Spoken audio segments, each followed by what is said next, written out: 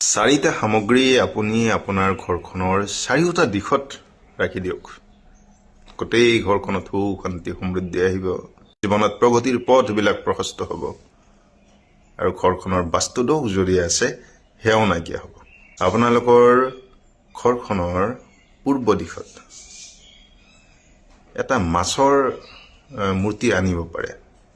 Crystal হওক, metal হওক, নতুবা চিলভাৰ, যদি ৰূপৰো ৰাখে তেতিয়াও ভাল।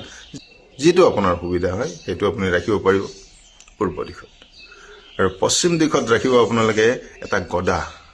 গদাটো আপুনি মেটেলৰ ৰাখক, নতুবা এটা ফটোই ৰাখক, কোনো কথা নাই। আপোনালোকে উত্তৰ দিশত ৰাখিব এটা কুবেৰ মহাৰাজৰ এখন ফটো, নতুবা এটা মূৰ্তি উত্তৰ দিশত ৰাখিব।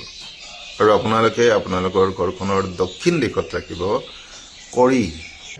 তো কৰি বুলি ক'লেই হ'ল, তাত কৰি লৈ আহিব কেইটামান, 5টা 7টা নাইবা 9টা। তো 9টা কৰি, এইটো হালধীয়া কৰি হ'লে বেছি ভাল।